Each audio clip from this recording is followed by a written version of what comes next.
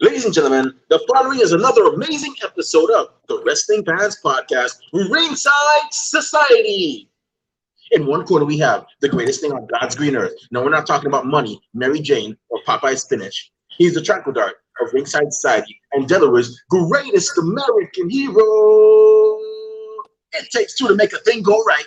He is Rob Bass, and you are not. And in the second corner, we have that ocean crossing, straight up Boston, flight catching, shot glass snatching, always on the go. Catch him if you can. Said his name in Guyana. Now they love him in Japan. No cap. The worldwide star boy, Remy Blue. And our special guest tonight is a beloved referee from the Nightmare Factory. As a matter of fact, he has been called the coolest, the smoothest, and the most hardworking referee in Georgia. Everybody, welcome to the show. His code name is Paulie 5150, so don't mess with him or else he'll get on you. But welcome to the show, referee Paul Espinal. Hey, thank you very much. So nice to be here. Thank you for the invitation, Remy, Rob. I appreciate you all having me on. Thanks, no problem. Paul, I gotta say, it's an honor to have another member of Nightmare Factory on. We really and truly appreciate you giving us opportunity. We here at Ringside Society. What sets us apart is the fact that we don't just interview wrestlers and promotion owners. We interview everybody on that side of the spectrum, and I think there are people like in 9 categories. There's wrestlers, promoters, ring announcers, backstage interviewers, entrance theme engineers, gear makers. We haven't had a gear maker yet. We're still trying to find one. Okay. I might be in the right direction on a couple. We would really appreciate that. Yeah. And of course, referees. Yes, referees matter. Because guess what? If they don't make the if they don't make the call, you're gonna have a match that's going on and on and on. They make the calls, whether it's a DQ, a pinfall, submission. They're the ones that make the call. So referees do matter. As a matter of fact, this one's gonna come out a shirt real soon, right in the making. Stripe Lives Matter. Oh, that's pretty much what we're gonna be doing. Yes, Stripe Lives Matter. Yes. I do appreciate all the kudos that you get, and it's nice to see a podcast that has other referees on them. Yeah, man. When you reached out, I was actually kind of surprised. I was like, oh, podcast wants to hear from a referee? Sure. Come on. Okay, so if we would interview, I'm sorry, I'm getting old. I'm trying to jog my. If we would interview Earl Hebner, his twin brother Dave Hebner, his son, Earl Hebner's son, Brian Hebner, who's another famous referee that Rob, help me out here, man. Patrick. You got Charles Robinson. Little H. Mike Keola. Yeah. Aja Smith over in WB. Stephon Smith, who unfortunately just got released. I'm trying to Aubrey Edwards and Bryce Rumsberg and those people. Then why not a Paulie who's actually doing this thing in Nightmare Factory? Why not a Rob, who was that other guy that we interviewed, man? Reality Wrestling. I'm drawing blanks here. Yeah, Heinen. Isaac. I have to go back my book. Isaac Bouillon from Reality Wrestling. Yeah, Isaac. Yeah. Yeah. Why not interview the referees that are doing it on oh yes, Katie Hebner. By the way, Diamond Chic, we're coming for her too. We just saw her. So tell her don't go too far. We're gonna be looking to have her on. Yep. But came in there at the end of the showcase. Yeah. I haven't seen it yet. I'm gonna check it out eventually. I've just been working these 12-hour shifts. When I get home, I'm like knocked out like a Mike Tyson opponent. But I'll get to it. But yeah, man. So I just gotta say, man, it's really impressive what y'all do. I gotta get me one of them shirts too, man. I see you representing factory shirts. But so normally I ask like 99% of our guests this.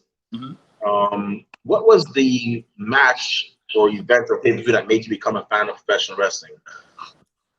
I can't really like pinpoint a specific match because I was so young when I came into it.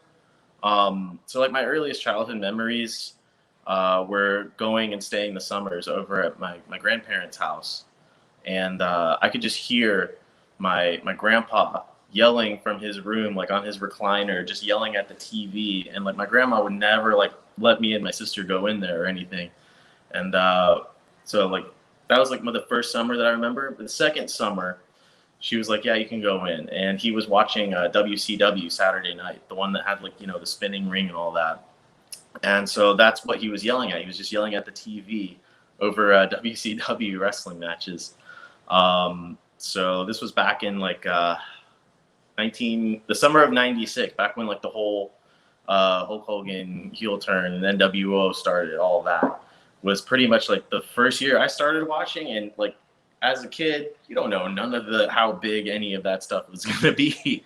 So I thought it was pretty cool. Like looking back on it, like like those were like my first memories were just like the old WCW times when that was happening. But yeah, I just remember going in his room and watching wrestling with him back in WCW. And my grandma, we would go to like the flea markets, and we would go and we would look for like wrestling action figures and stuff over there. And so I just kind of had like my own like wrestling figure, kind of like WCW type of promotion going on over there. Blue Power Ranger was my champion, so. But as far as like what got me back into wrestling, because everybody kind of watches, they grow up as a fan for so long, and then they kind of fall out of it and then come back into it. Back when it was when they announced that The Rock was coming back to host WrestleMania and it was going to be in Atlanta, that's when I kind of like it perked my attention back up again. I was like, oh wait a second, The Rock's getting back into it, because he was always one of those wrestlers that always sticks out no matter what. You're always going to focus your eyes on him. So he's kind of what like drew me back was that moment. Not a great WrestleMania retrospective wise, but he's the kind of guy that can always bring people back into it. So, but wrestling was always like a big part of my childhood, and from that moment on, when The Rock came back, that's what kept me in as an adult. So. Wow, that's cool. The Rock, man. Oh, geez, that was my favorite wrestler. He still is actually. Growing up as a teenager, I could relate it to so much, from him. Both of us coming from a mixed background, and him being a Taurus, I'm a Taurus. Yeah. So I definitely enjoyed like everything like that The Rock has done, man. Like the guy, whew, man.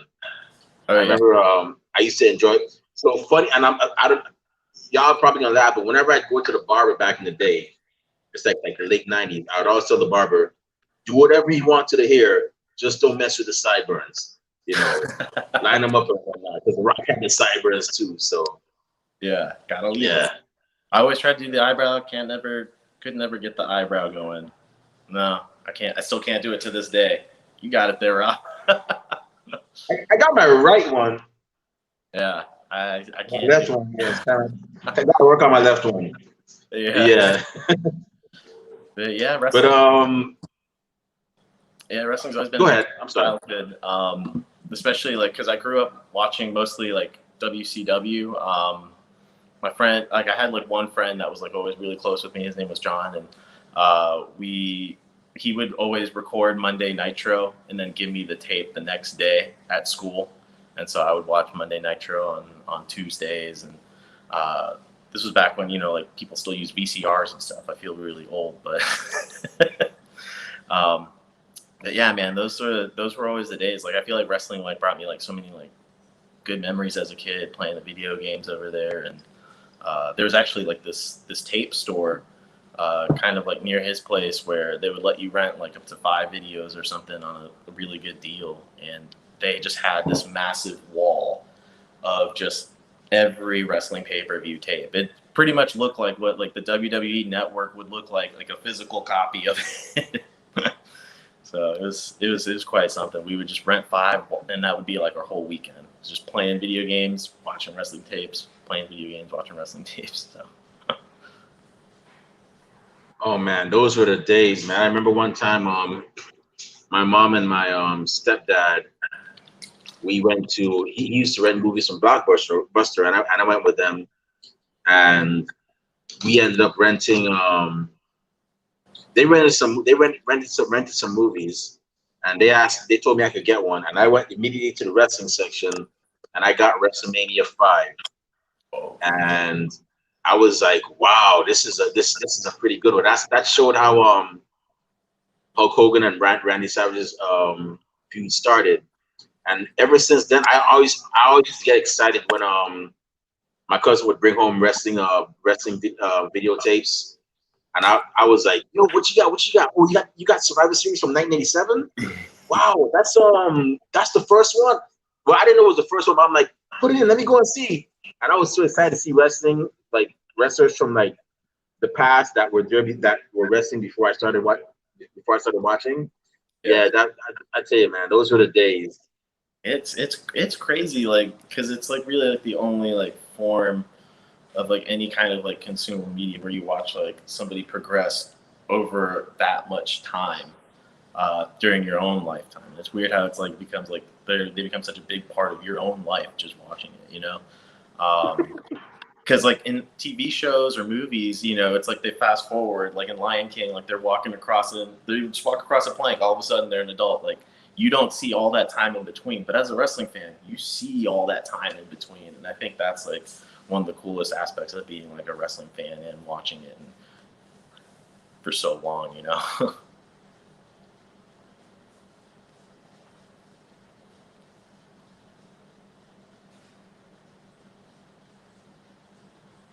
I think the audio's out.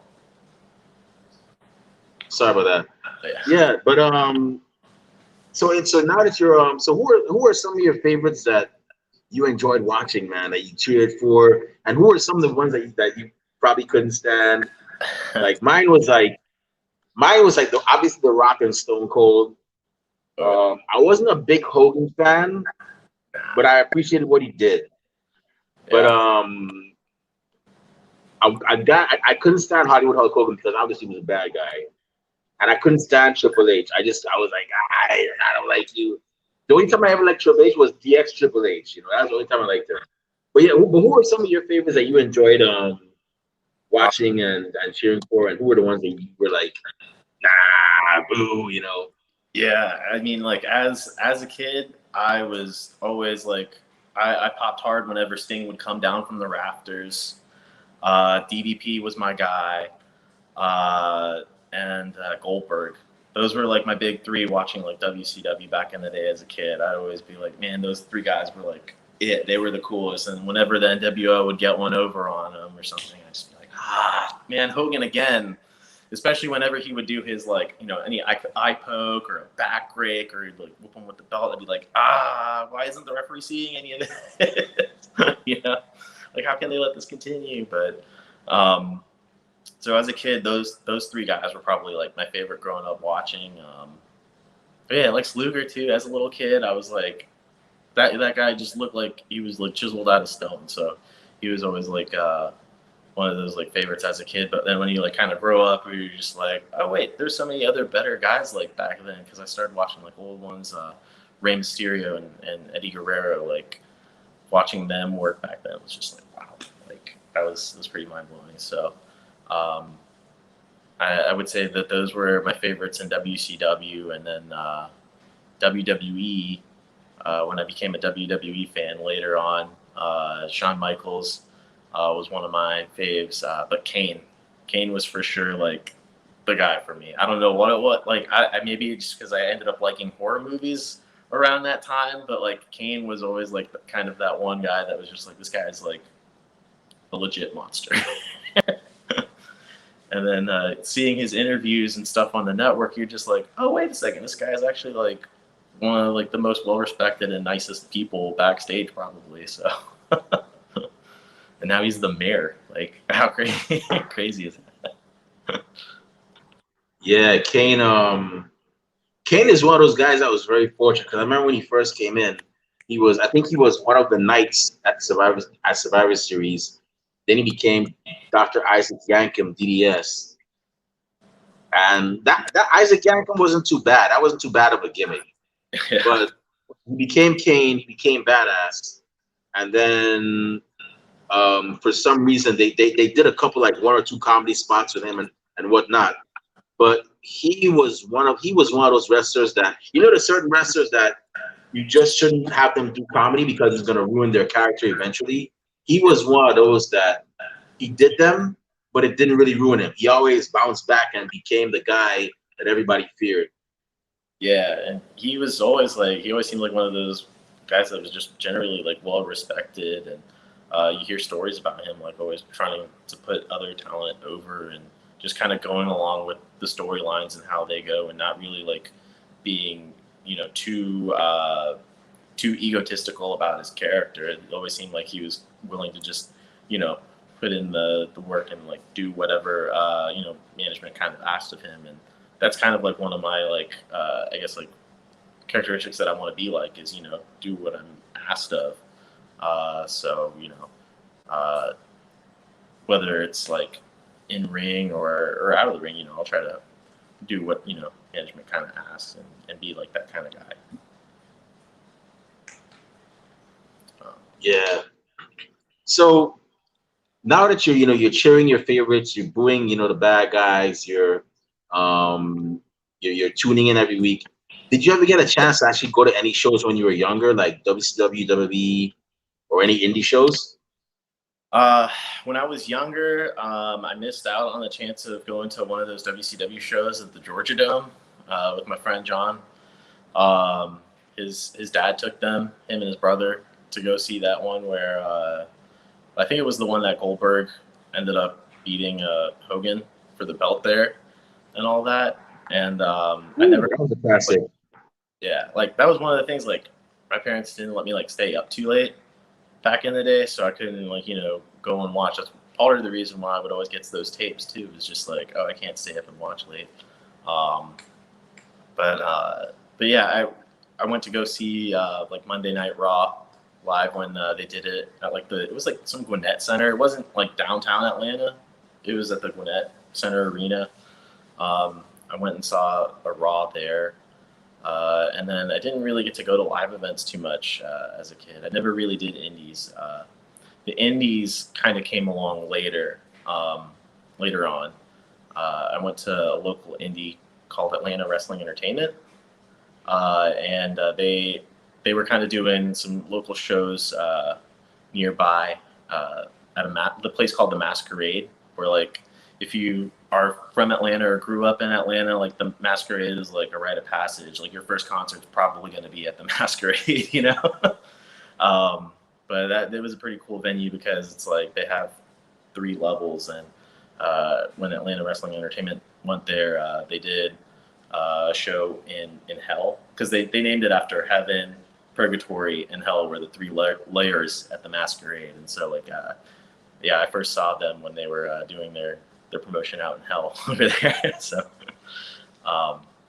and then they did some other venues around there, but that was kind of like the one like indie that I kind of stuck to, because I just knew them and I knew how to find them. I didn't know that there were so many like other indies that were running kind of locally or kind of close to local, but they were the main ones running in Atlanta that I knew of at the time. So and then it turns out they opened, or not opened, but they started working consistently at a venue like literally across the street from my office, because I had an office job. So they started working over there in a nightclub called the District Nightclub, and I just started going over there, and I invited some people from the office to go over there, and they started watching pro wrestling, like people that I wasn't expecting to be wrestling fans, but that's the thing. There's a little bit of something for everybody there, and it just grabs a hold of them. So That's great. That's great. Yeah, hopefully one day I can actually check out a show in Georgia, preferably Nightmare Factory. I know I've seen like y'all's first two showcases. They were very fun. I enjoyed them. I have so many memories, like Jet Day coming out and playing beer pong Yeah. in the middle of Battle Royal. Jet Day, if you are listening to this, I want to play you in a game of beer pong, preferably Jaeger bomb pong. I don't know if you like to do Jaeger bombs, but yeah, Do you it heard that, Jet Day. ringside. It's got to be ringside too. Yeah. But and then y'all had and I still call it the most badass entrance so far, y'all, on one of the showcases, when Cat Spencer and Brooke Havoc pulled up in a black car. Oh yeah, that I was Corvette. like, yo, I like that. They pulled up in the Corvette. That Corvette. Woo. Yeah. And then Baby, I think MJ Baby was her name, spilled something on the car. Orange soda. It was orange Yeah. soda. That's not easy to clean off the car. And they got her back. They got her good for that. Yeah, those shows were enjoyable, man. I actually enjoyed them. Oh yeah. I was so- honored to be a part of it too because I wasn't too sure if like I'd be refereeing those because it was pretty early on into my in my referee training. Not like terribly early, but like some would consider it pretty early because I was only about like maybe 8 months ish if you take that time starting from when I actually started because there was a huge gap where we weren't at training, we weren't allowed to be at training because of the pandemic. So yeah, I actually started training around the beginning of February of 2020. Okay. Wow. Yeah. Right before the pandemic. Right before everything went south, you know. Yeah. So I gotta ask you. So we're gonna dial it back once again. Now that you're a fan, not that you're a fan of pro wrestling and whatnot, how did your journey go from fan to training to become a professional wrestling referee? Oh man. Well, the way that kind of happened, like I said, they started running those shows literally across the street from my office that I worked at in like I guess you would consider that Midtown Atlanta. If you ever Google search the 85 bridge collapse, it happened right around over there. Okay. But yeah, our office was right across the street from the district Atlanta, and that's where the Wrestling Entertainment started running regular shows over there, regular monthly shows. And I pretty much attended all of them, as many as I could. I became kind of good acquaintances with Josh Wheeler, one of the promoters over there. And they had this one show over there called Squad Goals, and it was bring as many people as you can and get your squad together. So I brought as many people as I could from the office, from the squad, and he saw how many people I brought, and he kind of just like asked me a question over the microphone. He's like, "Hey man, like what do you think about Atlanta Wrestling Entertainment?" And like gave me the mic, and I was like, and I kind of like froze, because I wasn't expecting any of that. It's in a nightclub kind of setting, so there's a bar, there's drinks. I had some drinks, so I just totally wasn't ready for that. But I was like, I don't know, I feel like I want to be like a part of this, and so from there was when I kind of wanted to know more about it. They had posted in their Facebook group we're doing an Ask Me Anything kind of questions. So I asked them, I was like, hey, do you know of any like wrestling schools like in Georgia? Because I never really could find any that were kind of local to me. And he actually pointed me in the direction of the Nightmare Factory because a couple of the students that were there were actually wrestling down in Atlanta Wrestling Entertainment. So I looked it up, found it, and then I just kind of drove on over to the building because it was literally like 12 minutes away from my house. I took that as a sign. I was like, I should probably go check it out. So I went, checked it out on a Friday night, and there was almost nobody there. They were actually painting the Nightmare Factory logo on the wall. they're getting ready to paint it up there. It was Charlie Ramone. I don't know if you guys remember him from the Sammy's vlog. But yeah, I saw Charlie Ramone there helping paint up the wall, and this guy named Armando, and he's actually starting to make gear. So if you want, I can give you his contact information if you'd like, or have you reach out to him. Yeah, we'll definitely appreciate. We definitely appreciate that. Yeah. So it was both of them working on the wall over there, and I just kind of just talked to them for about like an hour or so about the whole thing. I saw all the 4 rings set up in the building, and I was like, man, this is a pretty cool facility. It's a really awesome facility. Like, I walked through the gym. There's a whole gym, and the 4 rings set up. It's a lot to take in. I thought it was so cool, and he was like, yeah, you know what? I'll talk to QT and come back on Monday. And so I had the whole weekend to think about it. I was like, I don't know. And then the weekend was up and over really quick, and on Monday rolled around. I drove in, and had a good conversation with QT about it, asking me what kind of path I was thinking about taking. And I'm 30, so I was like, I don't know if I could be a wrestler, but maybe I could be a referee. I always kind of thought that it would be pretty cool to just be anything in wrestling. So anything that has a role with a purpose, and a role that's kind of out there in the ring, because a lot of people they talk about their bump cards, people only get so many bumps that they can take as a wrestler. And when I was 18, I actually had my retina detached, so I spent that whole summer recovering and all that, and I kind of don't want to have my retina detach again.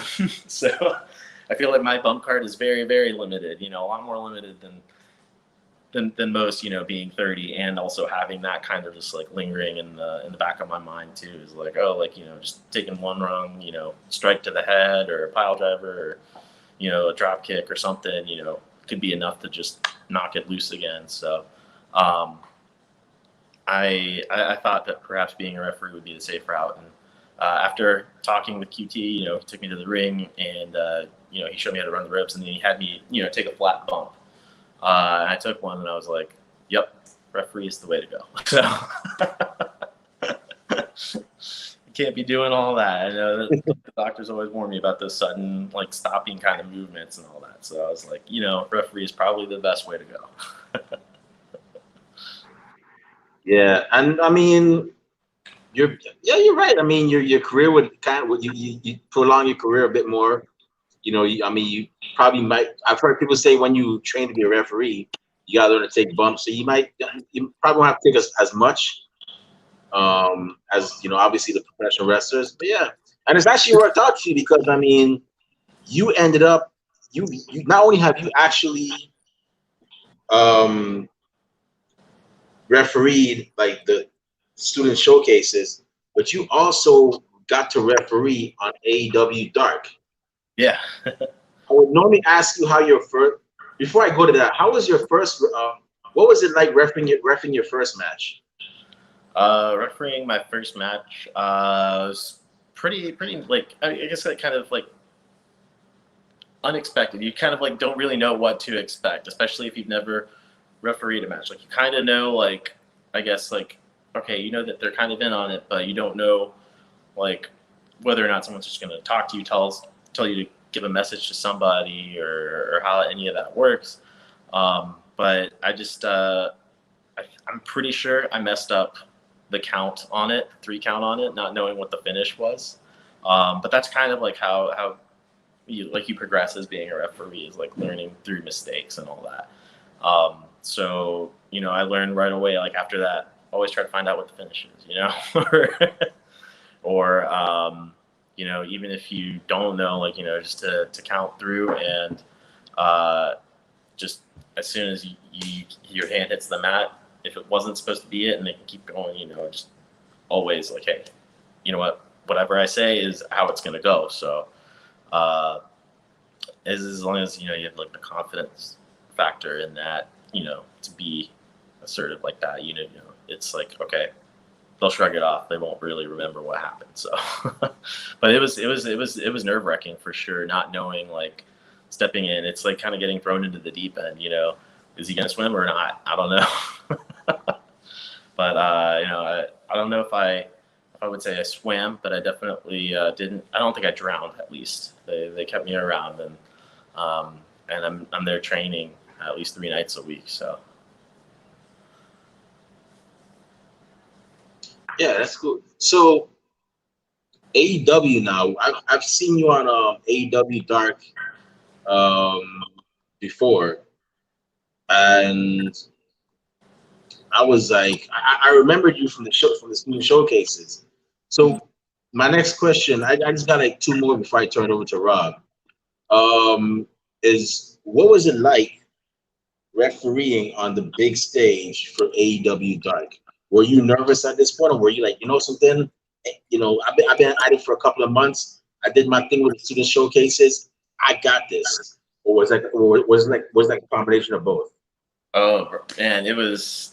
I would say probably like 80 or 90% nervous, and then like 10% I got this, because it was my first time down there, so I definitely felt like, you know, the new kid in school, just meeting like everybody that was over there, because it was kind of a big locker room at the time, with like them being in Jacksonville and having so many talent come through, because they'd be doing tapings and all, and I don't know if you just ever like see what the match card for a regular Dark looks like, but it's like 17, 18 matches. And then so they record like, you know, a couple of Darks and a couple of the this was right when they started Elevation too, so there was the match board was just covered. It was just covered in whiteboard marker. So it was definitely nerve-wracking waiting as you see, like, you know, names getting crossed off the list and as they're working their way down. Because we were probably either the second to last or third to last match for the night, and it was very nerve wracking because it felt like it was a new situation. Even though it was something I'd been doing for a while, it still felt like it was a new situation for me, because the match was Julia Hart and Kylan, and I had not refereed up to that point a match with either of them, so I wasn't too familiar with them. And also, with being on TV, they use earpieces and talkback microphones, and I wasn't used to being wired up either. So I had to make sure, like, you know, I was trying to make sure that the wires didn't pop out of my pocket, the earpiece didn't come out of my ear, because, you know, you gotta kind of be really mobile in the ring, and I didn't want to be like too mobile, so I don't know if you watch it back. I'm pretty like stationary for the most part of that, because I'm just afraid, like, oh, any sudden movement, it's gonna pop out. So that was my first time using any of those kind of things, and it's important to have it because, you know, you getting, you know, coached through the earpiece, you know, when, like, you know, commercial breaks are happening and all that, and you're also learning when you know, when they come back from replay and all that, you got to communicate with the doctor. So the talkback microphone that they have is so you can, you know, talk back to the doctor, the ringside doctor over there, in case one of the talent gets hurt. So that was also new to me, is having, you know, trying to listen to what's going on in the ring, paying attention to that, hearing all the things that are going on in my head, and being able to make sure that, you know, I can communicate back. So there's a lot to think about in one go. Yeah.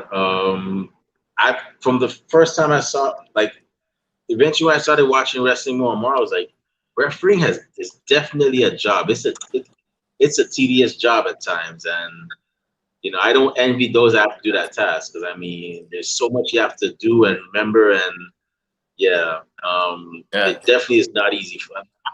I've never had no sort of training. I mean, Rob here, he's probably gonna tell you, but he's trained to be a referee.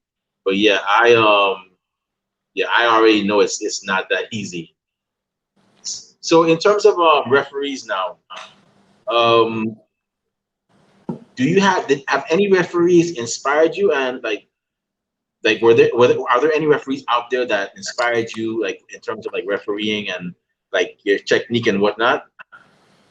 I like to watch Bryce Remsburg work. I also like watching Lil Nate's still going, so I really like watching him. I mean, his facial expressions are hilarious sometimes. Like especially like I don't know if you follow him on Instagram, but he'll occasionally post some of those where it's like his face is doing like some funny things there. But yeah, like I try not to be like too expressive because it's like some of the feedback that I get from some of the workers too is just like referees should kind of be like looking at calling it down the middle. They shouldn't be like marking out over all the moves and all there. So it's kind of like a fine line trying to figure out what you want or like what everybody kind of expects to see out of a referee. So I'm still trying to figure that out. I don't really have the whole long history of lessons that a referee such as like Charles Robinson or Jimmy Corderas. Jimmy Corderas is a really good referee too. I actually watched the DVD that he had, like a referee course, because one of the guys at the Nightmare Factory, he goes by Squeak, Nate Spivey. He loaned that to me to kind of just watch it and study up. He always gives me matches to watch too. And then another referee at the school too, Ray. He always kind of like lets me know like what I could work on and all that. And I like to watch him referee matches because he's very authoritative in the ring too. And he's got I feel like he's got a good balance of that authoritativeness, that assertiveness, and like also that kind of like he kind of like reacts to things. So I'll try to save my reactions for like the big stuff, like if it is that like that disrespectful slap in the face or that one big move. I try to save it for just the one big move. Yeah, Bryce Remsburg, I've seen that guy before, and he scares me. I'm like, that guy looks so serious. I'm like, if he was like, you lost by count, and I'm like, hey man, hey, it's your call, man. Just don't hurt me, bro. That man, between him and Aubrey Edwards, I wouldn't want no smoke with them. Not even on 420 if I was a pot smoker. Yeah, those two are just so like, yeah, I'm like. I'm good. They lose their voice every show. I guarantee it. I guarantee they lose their voice every show. From how vocal they. It reminds me of when I see how they are. It reminds me of how Earl Hebner used to be, especially when he would always he always had that serious look, like that's the way it is, and that's what's up. Tough luck if you got a problem. Yeah, I remember. I think it was like some match with Triple H. Triple H got in Earl Hebner's face, and Earl got back up in his, posturing up. Triple H shoves him, and then Earl just winds up and pushes him back, and the crowd went crazy off of that one. So there was somebody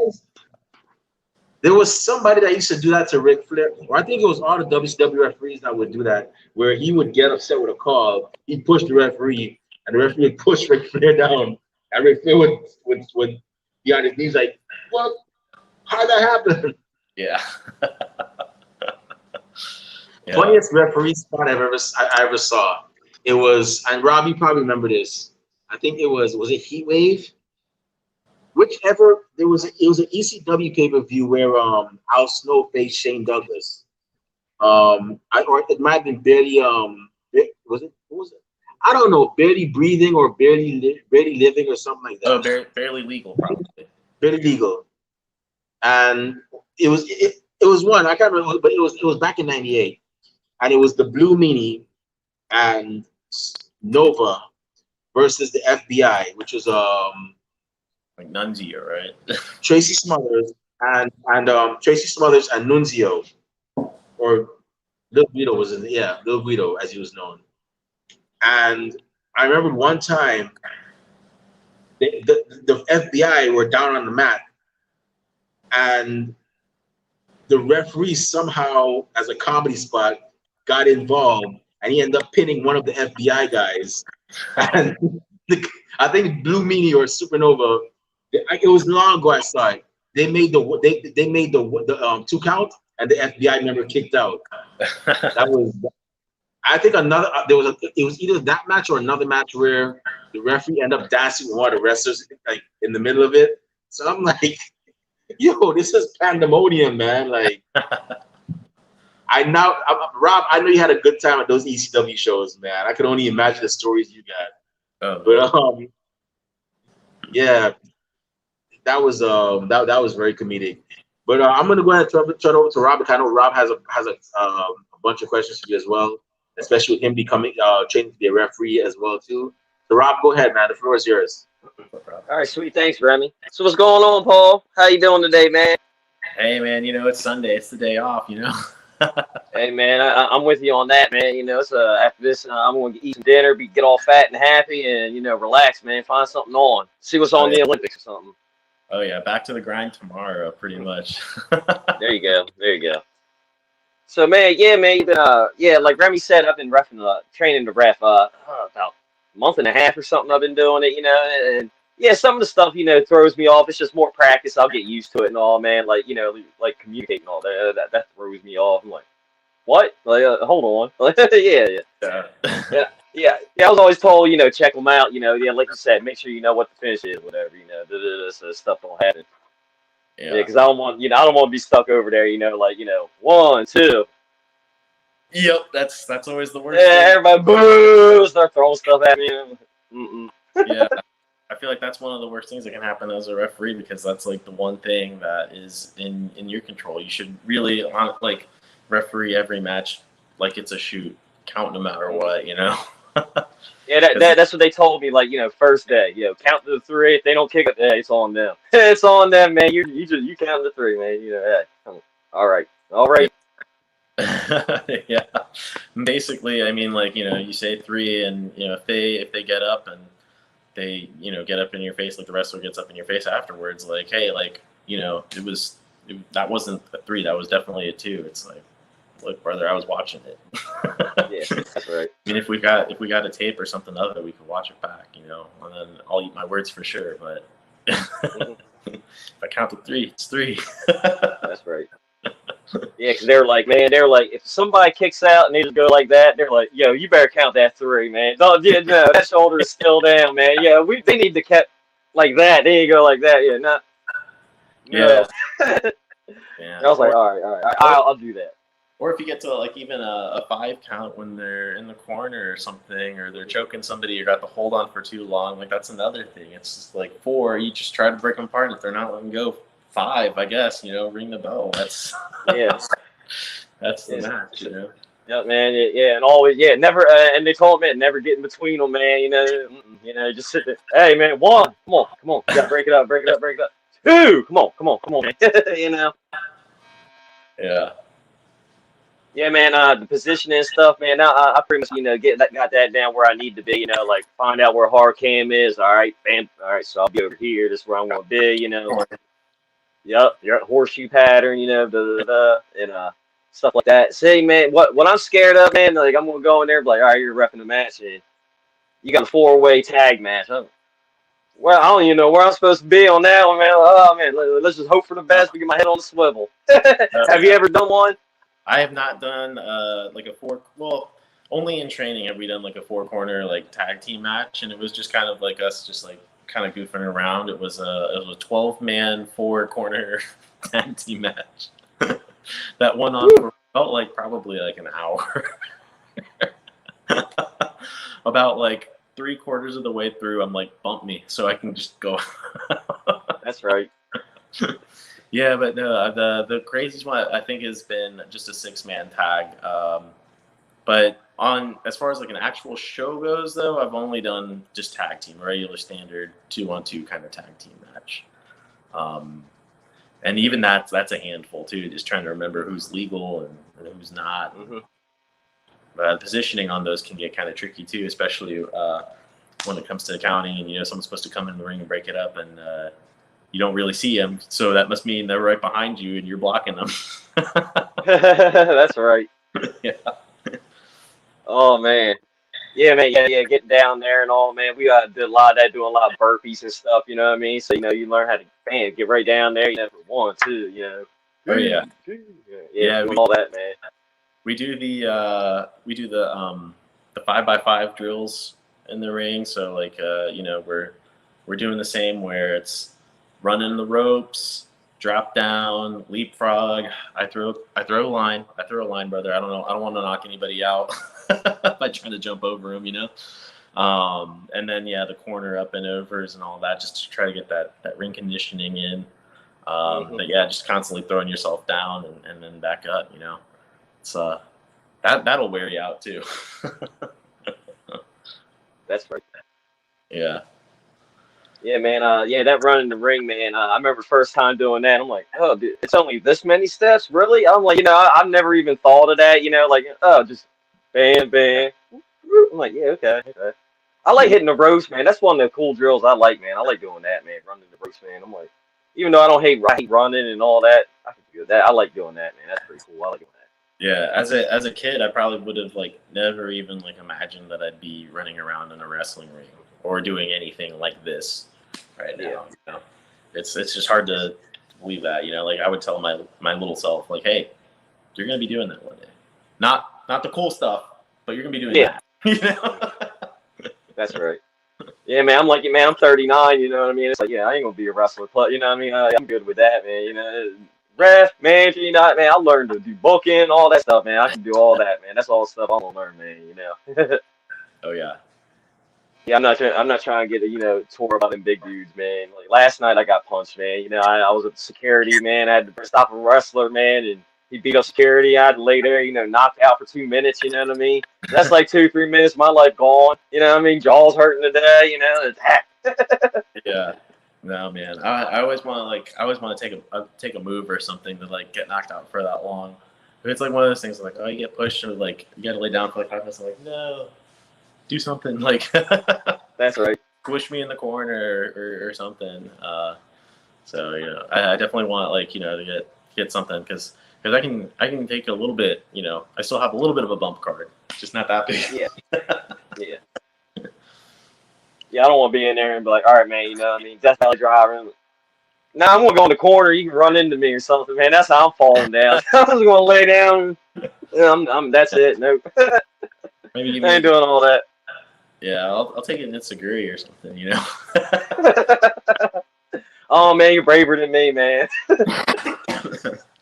That's right. Yeah, man. Last night, I had to take I took the punch and I had to fall down on concrete and stuff, man. Oh, man, it sucked. And I had to lay there. Yeah. And then people in the front row, I thought they were hit you that hard, get up, and I look over, man, the other security guy, he was literally like this. I'm like, what? No, man, I'm in the crowd, I'm in fetal position, I'm not moving. I ain't moving, nope. He might come back. Yeah, I'm good. Yeah, but I had fun, it's a blast in these shows. Yeah, I can't wait till my first match, I'm nervous, but it's nervous excitement, I don't know. I don't know what to explain it. Yeah, you gotta really just tune out the crowd, and the lighting in the building for sure really helps because it's oftentimes the crowd isn't too lit, so you can't really tell how many people are out there. But yeah, it's even just tuning out what they're saying and all that. It's just focus on the wrestlers in the ring and let's get through this, 5, 10, 8 minutes, however long the match is. Let's get through it. That's right. Make sure everyone's safe, man. Good to go. Yeah, always remind the boys where the hard cam is, and just those kind of little things that'll help them out. Just kind of remind them, hey, just slow down a little bit, or breathe, pin them, you did kind of a big move. Don't just stand there. It's a match. Pin them. That's right. Yeah, man. Yeah. I'm kind of excited, man. Hopefully it'll come soon, man. I'm because the other dude I'm training with, man, he's probably gonna get one too. And like they said, man, wrestlers, you get on card and they wrestle one match or whatever. You're a ref, you might have 3 or 4 matches. Damn, you got a bunch of tape on yourself. You can watch. All right, I mess up here. I should shoot better here. I can get down better here. And here. Yeah. All right. Yeah, that is true. Yeah, one of the things that they told me, the referees at AEW told me to watch out for was for sure posture. Just standing up and looking like you are an authoritative figure. And the best way to do that is your posture.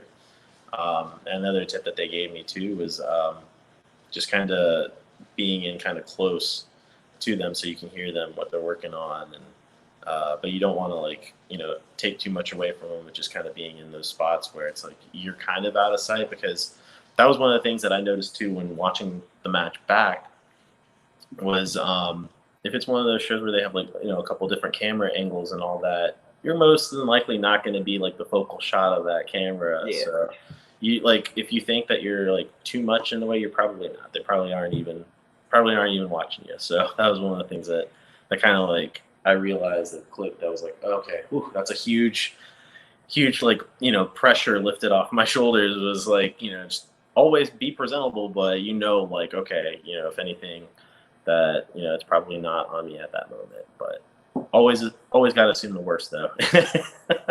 That's right. Yeah, that's right.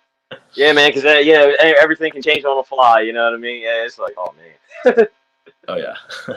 Yeah, I'm just afraid, man. My only real biggest fear is if when I get out there, I get in the ring and I'm like, what do I gotta do? I just forgot everything. Like, oh my god, that's the biggest thing. Oh man.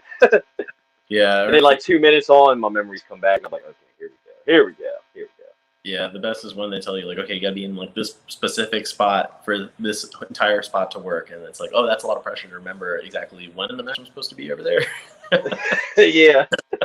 Like, I gotta control you. I gotta keep an eye on, over here, timekeeper. Okay. Oh man. Yeah, it's like, oh man, I couldn't do what they do, man. They're like, you're doing a whole man. Like, nah. My memory ain't like that, man. Nah. Yeah, it's craziness. It's chaotic, but it's it's definitely becoming like one of the things that I love the most. So. Yeah, from one of our mods, I guess. Has any wrestler ever questioned your calls? That question come up? Yeah. I mean, like aside from the fake, that was 3, not 2. Like aside from those like kind of moments where like it's kind of like a kayfabe, they're getting like mad at you. I'm sure there's probably been like 1 or 2 times there where that's happened. I know, like I've said the example where I counted 3 and they said it. Nah, it was for sure 2. Like where they like the wrestler that was getting pinned got in my face about it, but I was like, you gotta kick out, Mm-hmm. you kick out. So, but yeah, I mean, I don't know if I've like, or at least they haven't come forward to me yet about anything like that. So, Well, that's pretty cool. Yeah, man. Yeah. Like you said, man, you gotta kick out. That's your job. I'm counting 3. You know what I mean? If I stop that, it's gonna make it even look worse. You know what I mean? So, kick out. Yeah, I definitely blew a spot once. We were supposed to do that one. I think it's a Tommy Young spot where it's in a tag match. Guy tags in, shoots the heel. No, the heel shoots the face to the ropes. Heel drops down. I jump over the face that's running through, and then the face comes back over and like does a drop kick. I think I saw it on NXT recently where one of the referees over there pulled it off successfully. But yeah, I messed that up. I totally was in the wrong spot for it. I was like, oh, I should have been standing over there. Instead, I just cut across because I was like, I'm not ready for this spot. Oh man. Yeah, that's all good. Hey, next time you get them. Next time you get them. I want to try it again. I know you'll get it next time. Over them. So, man, yeah, you just mentioned NXT, and I was doing a little research. I see you've been to a lot of NXT events and stuff, man. What's like a memorable NXT event you've been to, man? Any of the takeovers or anything? Have you been to any of those? Haven't been to the takeovers. The NXT events I've been to are the ones where they come into Atlanta. They have run them out of Center Stage Atlanta. It's a pretty intimate venue, not a bad seat at all in the house. But yeah, like I saw probably one of Shinsuke's last NXT appearances over there. And then just kind of going out back afterwards, while everybody's like loading up and just seeing like all the stars get in there. I got to meet Matt Riddle and Mia Yim, and that was pretty cool. Oh, that's awesome. Yeah, that was at a different NXT show that I went with my buddy. I always end up going with my buddy Tom. I don't know if he's watching, but yeah, him and Kyle are like my friends that we always go to, like, wrestling shows and stuff with. So Yeah, I'm actually I haven't been to an NXT show. I'm going to SmackDown in Philly in September or whatever. I always go with my buddy Easy and Russ and all whenever they're if they can get off work and stuff. But Russ can't, so Easy, me and him rolling in Philly. yeah, We usually go to Baltimore too, man. Sometimes DC, but yeah, I haven't been to AEW yet. I think they were going to be in Baltimore, but or something. Then the pandemic hit or something like that, and then it was like, all right, yeah, so, I'll wait. Hopefully. Yeah, it shut down a lot of things and definitely wreaked havoc on the whole world of professional wrestling. But I'm glad to see that, like, at least the big companies kept pushing through and we're getting people some work, especially AEW, like having so many talent come through and giving them just a platform to kind of do their thing. Mm-hmm. Now, you were talking earlier, man, watching, like WCW, having your friend tape it for you and all. And I was like, it brought me back to those days too, because see, when I was growing up, my dad told me, he was like, I'm not giving you a bedtime, but if you can't get up in the morning, you're getting a bedtime, you know what I mean? Yeah, so I was like, all right, get that responsibility early, and also I was experimenting, okay, how late can I stay up? Mondays during the Monday Night Wars and stuff, oh, that was a day where, like, that Tuesday at school, I was dragging. Because, yeah, I would watch, it would come on WCW at 8, and then I watched that till 9 when Raw was on. And when Raw came on, I changed it back when Goldberg came on to see him tear somebody up. And then when Raw ended, they did a replay or a movie on TNT, and I watched that or whatever, and then watched the whole Nitro again, get to bed at like 2, 3 in the morning, get up at 6:30. Like, woo. And then on the bus ride all the way to and from school, the next few days, they're like, did you see that? All this stuff is just dissected and everything. Oh, man, it was great. Oh, man. Yeah, man, those are the days. I love those days. Yeah. So when are you? When's your first show going to be? I'm not sure with the ref thing, but the next show for 1CW is September 11th. Okay. If anything, I'll definitely be security again. Hopefully, I won't get beat up. I'm trying not to. But yeah. I'm hoping to. I'm hoping September, October, I can get a couple matches in. Do something, man. We were trying for August, the show last night, but I guess didn't have enough time. You know what I mean? Plus, I was the only person in the class for like a couple weeks. And it was like let me get ready or whatever. So yeah. And plus, they were like, when we start you out, we're going to do something small. Small match. Like 5, 6, 7, 8 minute match. Something cool. Yeah. They don't do forward. Yeah, they're not going to throw me with a couple luchas who are going come down every 5 seconds for false finish. I'm like up and down, up and down, up and down, doing the like no. They're like, we ain't gonna do that to you, man. I was like, all right, woo. Where it's always like, okay, small package, then it's like, okay, yeah, backslide, and then back into a schoolboy, mm-hmm. Pin drills. Yeah, I'm like, oh man, yeah, we do those drills too, man. You be like down, up, down, up, down, get down stuff, man. Yeah, if you mess up burpees, like, ah. Oh man. So I did see, man, you're like a Star Wars, Marvel fan, all that stuff, man. Did you get to see let me ask, Suicide Squad? Did you get to see that movie first? Yet. Suicide Squad, yeah. I'm not a huge, I'm not too big into DC. I don't know. I can't. But I haven't seen the new Suicide Squad one. But I have seen a couple of my friends posting that it's been a good movie. So I need to go check it out. I'll give them a shot. But I usually end up a little bit disappointed. This is actually a good one. I actually liked it, man. I'm cool with DC, man. I don't think they're like all great. I'm like, they're all right. I don't agree with them going right out the gate, killing Superman and doing that storyline right out the gate, first movie. Like, build up to that, and then had the funeral for a friend. The fake Superman come up, and then yeah, they went too fast, man. They're trying to catch up to Marvel real quick. That's what I think. Yeah. Yeah, but yeah, Suicide Squad was great. Cena, man, he was real good in it, man. Cena, that role was meant for him. Yeah. It's like one of them roles, man, like The Rock in The Rundown or something, man. Yeah, that's The Rock. You ever see The Rundown? I can't think of anybody else. The Rock. Yeah, or like Batista, Guardians of the Galaxy, Now, they did have what's his name, Sylvester Stallone, do the Shark, man, the voice for the Shark in that movie. Now I'm Oh, sitting there wondering, yeah, I wonder if he did the actual motion capture for it. Like, was he walking around on set, with the, thing, like, and the big hello, green no, yeah. Or they have like that dude that does the Planet of the Apes in Lord of the Rings thing, that dude, where he's out there, doing whatever. And then Yeah. Sylvester Stallone just did the voice. Yeah, that's pretty cool. Yeah. So Star Wars, man, yeah. Are you ready for that? What's it called? Oh man, I can't remember his name. Luke Skywalker's master. Oh, I can't remember why it. Obi-Wan.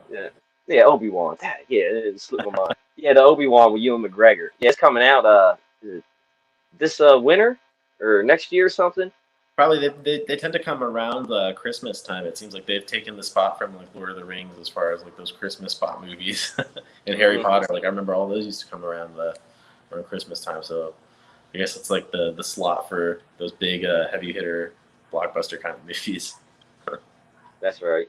Now, are you excited for any movies coming up, man? Like any Marvel movies, any movies that've been pushed back a while, or any horror movies? Like you say, you're a fan of horror.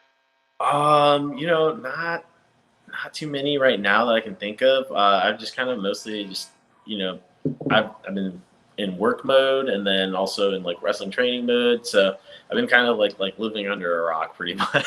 It just seems like I gotcha. when it comes to like a lot of like entertainment and stuff, it's just I'll try to catch it if I can. But it seems like there's so much content out there now with everybody's like streaming platforms and all that. Mm-hmm. So yeah, it's just been it's a lot to keep up with. Yeah, hey man, ain't nothing wrong with that, man. I can't keep up with a lot of stuff too, man. Like there's like the Batman, Flash shows and stuff. I like them, I try to keep up with them, and I'm like, oh man, I feel overwhelmed. There's like a lot of them. It's like, and then Harry Potter, I want to get into it, but I've never seen a movie yet, and I'm afraid if I watch movie one, then I'm like, oh, this is awesome. And my next 2 days are just gonna be I'm watching Harry Potter for the next few days, and I'm not doing anything else, just.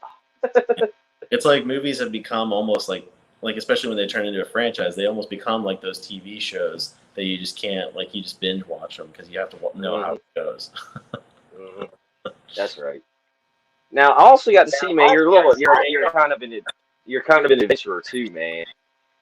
You were jumping out of a perfectly good plane and stuff, man. Like not like a couple weeks ago or whatever. Now that's not the thing that's crazy, but I was like, man, when did you grow wings and get off the ground and stuff, man? Like how did you what? You were flying through the air in a metal can? Like what? Yeah, that was kind of a like a last minute kind of decision. I took the whole day off because I just had to renew my driver's license because it was expiring on my birthday, and I was like, okay. DMV, that probably takes a while. I'll just take the whole day off of work. It's around Christmas time anyways, so might as well do it. And it took about all of like 5 minutes for me to renew my license. And I was like, well, I have the entire day. What should I do? I don't know what. And then I just looked up. I was like, what can I do? I haven't done skydiving. Let me try that out. So it was probably about like a 2-hour-ish drive to get to where I jumped. It was out in Cedartown, Georgia, and it was like about a 2.5-hour drive. I made it in about like 2 hours and 15 minutes. I felt like I was driving really fast, probably out of like nerves because it's like, oh, I guess I'm doing this, and like every turn, like the GPS would give me, I'm like, I guess I'm still doing it. My arms are still moving me over there, and so I got over to the sky diving place, and I'm signing out all the waivers. Pretty much every screen that you sign on there just has like "you can die" in all caps letters and the checkbox next to it saying "yep, I'll consent." 7 pages of that, and I'm like, "Yep, my hand's still going. I'm still doing this." It looks like, and yeah, I got to meet the instructors. I got to meet some of the other folks that were also there, coincidentally, like other people on their birthday. So I don't know what it is about birthdays and skydiving. It just seems like I guess the perfect thing to try out, Mm-hmm. But that's like oh no, go ahead. I was gonna say that was me jumping into my 30s. So Hey man, look, like I've always kind of wanted to do that. Like, so, like, yeah, man, it seems like it'd be fun, but I'm like, man, I might like have to carry an umbrella with me so when we hit, because I might pee myself and then, you know what I mean? Because I'd be so scared, man. Like, oh man, I'd have to get a Xanax like a prescription or something just to calm my nerves. I'm like, okay, because I know I'll be like, Well, shaking, like, oh god. the most nerve-wracking part was like just getting into the plane and then the flight up there, because like we're walking out and you see the plane and you're like, we're flying up in that, and then the instructor is just like, yeah, you're gonna jump out of it anyway, so like don't worry about it. So I was like, hey, that's a good point. That's a pretty good point Yeah, for assessment on that one. that's Um, right. and then yeah, just flying up in the plane while just sitting on some dude's lap. Is also kind of like, I guess, like nerve wracking. You don't want to upset them because they could just cut the cord. I feel like Yeah. Plus, you don't want to hear hear the words. Oh, I'm sorry, it's the vibrations. Hey, man. Yeah. But yeah, for sure, like it's jarring to like, because I wasn't the first one out. I didn't want to be the first one out. I probably should have been the first one out. Because like seeing the first couple people go out, it's just like watching them just get sucked out of an airplane. Okay. It doesn't look like they're doing it voluntarily. It just looks like they're getting sucked out of the airplane. So then when it was our turn to come out and jump, we go over to the edge, we look out, the guy's like, dangle your feet over the edge, and like it's hard to hear. I thought he meant we're jumping right now, so I just sling him up, and he's like, whoa, whoa, whoa, whoa, whoa. I was like, oh shoot, sorry. Yeah, and then we jumped, and the free fall itself, it was just like it was a good feeling. And then when the parachute came out, it actually felt it didn't feel as bad. Like I was expecting it to be like a huge like car wreck kind of thing where it's just like you stop suddenly and then pull up. But I guess the way that they packed their chute was actually a pretty calming experience. It felt like I was getting like pulled out of a claw machine. That's what it felt like. Mm. Okay, that's pretty cool. Yeah, Okay. I don't know what gravity's doing up there, but that's what it felt like. So That's pretty cool. yeah. Yeah, and I've also seen, man, you like do like hiking on like rocky hills and all that stuff, man. Doing stuff like that, man. Like, well, I live in Delaware and we're flat, so there the only hill there is like like a dirt hill or something. That's all we got, So now, have you ever done whitewater rafting? That like where you're on the rapids, that thing, like Colorado River thing. Have you ever done that? Yeah, Oh, you have? I've done some Ooh, what's that like? on the Ocoee. It's pretty fun. I would go with my friend Matt and his brothers and his nephews and all that, and we'd go on the Ocoee. We'd always like try to find an instructor that likes to have a good time and would like ram us into as many rocks as possible or try to tip us over. But yeah, that's another one of those where you have to like sign all those papers that just says you could die doing it. But it was fun. Going down the Ocoee. The Ocoees are pretty good rapids up here. I think rafting season's almost up over here, so I kind of want to get one in before it's over for this year, but we'll see. Schedule's filled up, so Yeah, I'd like to try that too because my grandfather and his girlfriend done that. They've been, I think it was either Georgia or North Carolina, South Carolina, somewhere around there down south. They went and did the rapid thing. I was like, they could do that, I could do that. It's my grandfather. He's 86, 87, man, but one time he was probably like 80, yeah, around 80-ish, So I was like, yeah, he's 80, he can do it, man. I can do that, man. I'm 39. yeah. Yeah, I gotta try that, man. So, yeah, man, just I do want to ask, when's your next referee show? Do you have one coming up? Yeah, I got a few coming up. I'm doing Platinum Championship Wrestling on the Friday the 13th. The show down in Nice. Covington, Georgia. We got a show in Jasper for GPW. That was on the 14th on that Saturday. And then be working the Southern Fried Gaming Expo in Atlanta on the 20th and 21st. So, Oh, nice. yeah. Oh man, you get to go to a gaming expo, man, like a Comic-Con type deal, man, right there. Oh, that is awesome. See, Yeah. I can't wait. When I'm training all, because they're like, man, we got taco festivals we're going to and all. I'm like, yeah, I'm ready to get this rep thing going. Yeah, man, man, I'm ready to go. I'm gonna do taco festivals. Oh yeah, and then I like being able to go to some of those shows for sure. Like where there's so much going on there. I can't wait. I want to try out for like Mucha Lucha over here because I hear that they got the best tacos. So, so I really want to try to land one of those gigs or at least attend the next one. And then of course we got Nightmare Factory Live. That's going to be happening in Greensboro, North Carolina in September. So lots of fun stuff. Hey man, that's right, man. Yeah, and especially this week, man. Looks like you're busy as hell, man. You got bookings all weekend, man. Just whew. Yeah. Oh, Burlington, North Carolina, not Greensboro. Burlington, North Carolina. Oh, Burlington. It's just outside of Greensboro, yeah. Burlington, North Carolina. Okay. Yeah, I remember. I actually looked that up because I was like, man, I wonder how long the drive is to North Carolina because I want to see a Nightmare Factory show. Get to see Diamond Sheik and all them, out there tearing it up. And I was like, ooh, it was like almost 10-hour drive. I was like, I don't know about all that, man. That's quite the drive, yeah. But yeah, man, I don't know if I want to do that there and back, man. I have to get like a motel or something, get a hotel room or something, sleep in my car, or a rest stop or something, man. Whew. Yeah, I know the next one will be on a Saturday at least instead of a Friday. So I don't know if that that'll change anything for you, but I know that our September show will be on a Saturday there. So that's right. So yeah, man. Before I pass it on back to Remy, man, I want to say thank you, for coming on, chatting with us, man. I definitely had a blast, man. I enjoy talking about ref and stuff with you, man. It's always nice to pick somebody's brain, who's been doing it a little bit longer, and, get some tips and some pointers and stuff, man. That's always cool, man. Man, I wish you nothing but success in your ref career, man. Hope you out there tearing it up and killing it, man. We get to see you on TNT every night, man, just doing your thing and all that, man. And that's the dream. That's the dream, man. Hey, man, I'm sending the positive vibes your way, man. If I need to, pray to Buddha or Shiva or whatever I need to, man, Alanis Morissette, I got you, man. Hey. Hey, I appreciate it, man. Best of luck to you, too. All right, man. No problem. Thank you.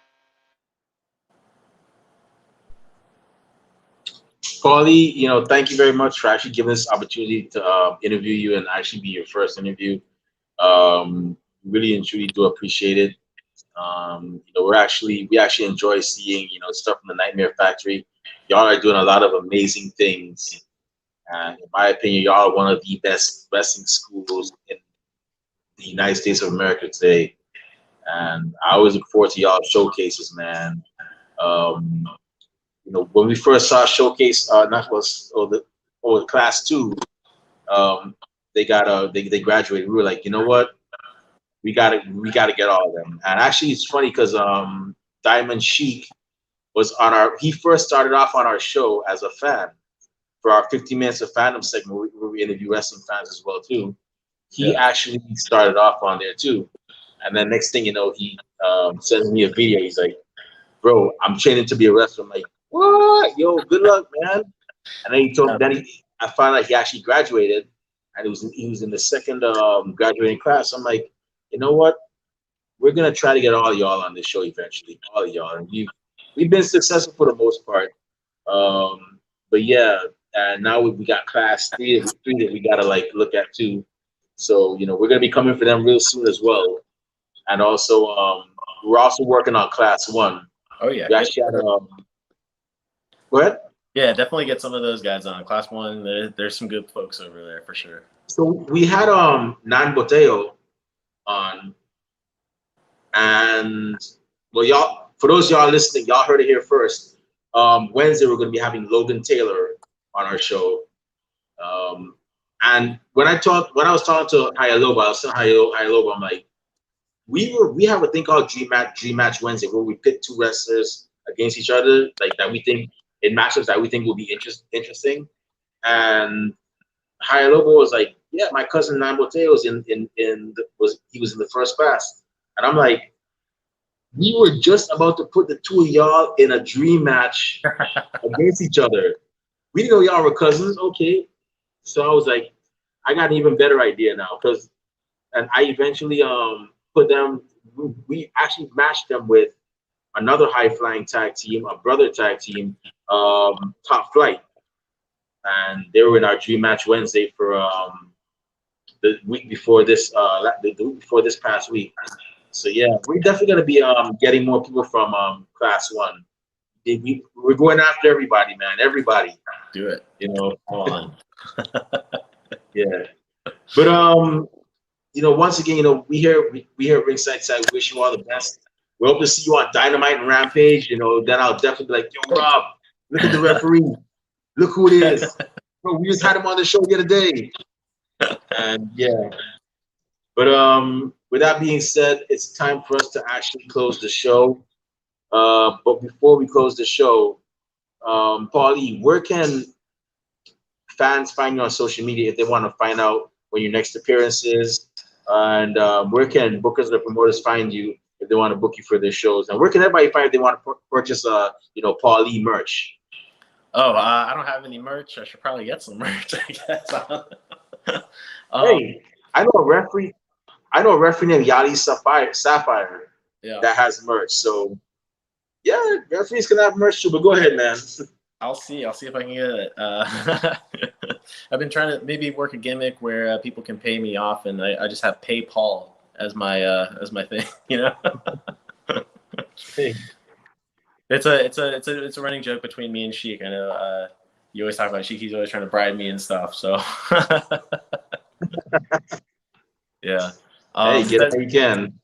As far as social medias, I'm mostly just on Instagram. Paulie5150.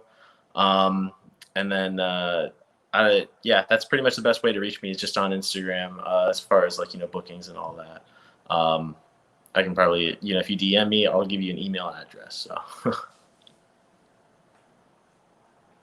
Awesome. Yeah. Y'all definitely go ahead and follow this man. Yes. Referees actually do count. They're the ones that make the calls. So yes, Stripe Lives Matter. We're gonna get a shirt on that real soon. So y'all stay tuned for that. But yeah, definitely follow him. If you're trying to become a referee, or if you want some, referee advice, or a little bit of advice and so on, definitely follow him. And yeah, check out Nightmare Factory, man. They got 3 showcases up there. Check out all 3 of them. It's free, so you ain't gotta worry. You don't have to pay anything. You can just sit back, relax, watch it on YouTube, and see tomorrow's next superstars and next best referees on those shows. So definitely check it out as well. And like I always say, support indie wrestling. That's where 99% of your AEW superstars, WWE superstars come from. If you do not support indie wrestling, okay, I'm gonna twist up a bit. I'm gonna let Diamond Sheik and Bodyguard Austin Green come visit you, and I'm gonna let Rob Bass eat all your meals, your breakfast, your lunch, and dinner. So not only are you gonna be out of money because you gotta pay the Sheik and the Bodyguard, but you're gonna be out of food too. You're gonna find a skipping rope in your pot for every meal. That means you gotta skip a meal. It's bulking. Rob will do that. It's bulking season. Yeah, and Rob is about that bulk life too. It's so season, man. Yeah, but yes, y'all support indie wrestling, man. I mean, these men and women, they do it all for y'all, man. Not just for the love of the game, not just for the money, but for y'all, man. So definitely go ahead, and support. Buy a shirt, buy an 8x10, attend the show, all that good stuff. I mean, if our co-host Kathy can drive 5 hours to attend the show, if I can fly from Florida to New York to attend the show, y'all could just drive 10, 20 minutes to go check out your latest show, man. But anyways, well, your local show, not latest show. They're everywhere. They're everywhere. But so many. Oh yeah. especially in New York. Oh, don't get me started with New York. Yeah. It's not a matter of if there's a show. It's do you want to go to the Bronx, Brooklyn, Manhattan? Do you want to go over the Hudson River to New Jersey? Where do you want to go to see a wrestling show? It's like which 10 of them during the weekend. But yeah, with that being said, we just want to thank everybody that tuned in tonight. We really and truly appreciate it. Rob Bass, where you at on social media, man? Oh yeah, you can find me on Twitter, Instagram, and Twitch, Rob_Base82, and then Facebook and YouTube, Rob Base. Cool. And if you want to find me on social media, not that I have anything cool to say, but who knows, you might get lucky. You can find me on Twitter at @DRemyBlue. You can also find me on Facebook under Remy Blue. It's a picture of me at WrestleMania 28. So definitely, go ahead and give me a follow. I'm a really chill guy, man. I only look mean. I'm actually a pretty chill dude. But with that being said, our podcast is also on social media. We're on Instagram and Twitter under @Ringside Society. And we're also on Facebook. Yes, we have a Facebook group called Ringside Society. So definitely go ahead and join our group as well, too. We're also on Twitch under Ringside Society 2019. And we're also on YouTube, which is where this episode is actually being streamed. So definitely subscribe to our YouTube channel. Subscribe to all the videos. We have a lot of cool interviews like this one, like the one with Princess Victoria and the author of her book, John Cosper. We have Maddie Rankowski. We have Jasmine Allure. We have a lot more. And we also have the Renegade Twins. Can't forget about the Renegade Twins. They would beat me up if I forgot about them. Yes, we have the Renegade Twins on here too. So definitely follow us. We have a lot more cool interviews coming soon. And with that being said, we just want to thank everybody that tuned in tonight live. Thank you very much. The fact that y'all are actually listening to us and watching us shows us that we're doing something right, and it gives us the motivation to keep on going. For those of you that are going to listen to us later on, thank you very much in advance. And those of you that hate us, can't stand us, really and truly wish we'd go away, well, I'm sorry, but like myself in the Golden Corral, we're not going anywhere for a while. They hate us because they ain't us. And we ain't stopping. So with that being said, we here at Ringside Society just want everybody to know that we're very well aware that everybody and their grandparents and their parents have a podcast. But we're not your grandparents' podcast. We're not your parents' podcast. As a matter of fact, we're not just any podcast. Hashtag, we are not the same.